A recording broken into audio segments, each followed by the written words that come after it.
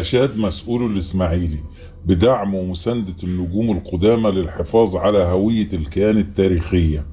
والرفض القاطع لفكرة الدمج مع الأندية الاستثمارية، وممارسة الضغوط لدى الأجهزة المعنية، والسعي لإلغاء الهبوط وإقامة المسابقة المحلية الموسم المقبل بنظام دوري المجموعتين بسبب الظروف الصعبة الإدارية والفنية التي أدت لانهيار المنظومة الكروية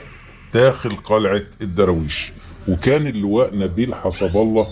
محافظ الإسماعيلية استقبل بعض نجوم الإسماعيلي القدامى مصطفى درويش ومحمود حسن وشحتة الدسوقي وابو طالب العسوي وفوزي جمال وعاطف عبد العزيز واحمد العجوز واشرف خضر وحمام ابراهيم وعصام عبد العال وايمن الجمل واحمد فكري الصغير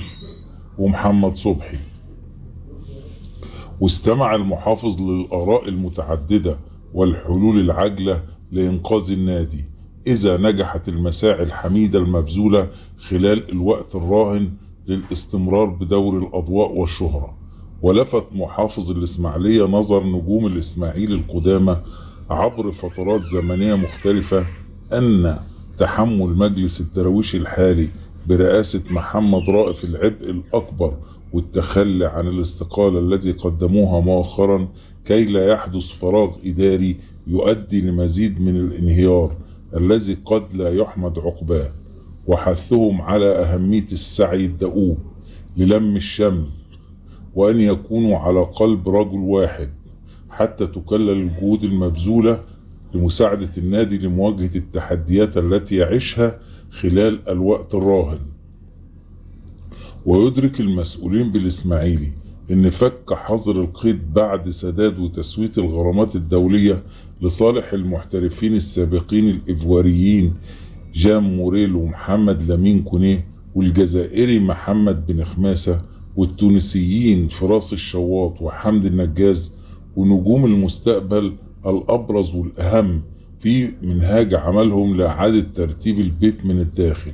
الذي يتطلب التصدي للأزمات المزمنة التي ورثوها عن طريق المجالس السابقة. وفي نفس السياق ينتظر محبي وعشاق الإسماعيلي في كل مكان نتائج الشكوى الرسمية التي قدمها نهاد حجاج المستشار القانوني الأسبق للنادي الإسماعيلي للجنة الانضباط بالاتحاد الدولي لكرة القدم للطعن على قرار الهبوط للقسم الثاني، والتي استند فيها عدم تكافؤ الفرص المسابقة المحلية والموسم المنتهي ووجود قرارات إدارية تعسفية صادرة من قبل رابطة الأندية المصرية والظلم التحكيمي مدعمة بالفيديوهات حتى تكون فيفا على بينة من الأمر. وعلى جانب آخر تتجه النية لدى مجلس الإسماعيلي بالتنسيق مع حسني عبد ربه المدير الرياضي عدم تجديد التعاقد وبيع بعض اللاعبين أمثال الحارس أحمد عادل عبد المنعم ومروان حمدي ومحمد حسن ومحمد وجدي ومحمد بحيري وعلي الملواني ومحمد عبد السميع، وعرض البعض للبيع أبرزهم حاتم سكر وإبراهيم النجعاوي وعبد الرحمن الدح وإيريك تراوري وخالد النبريسي.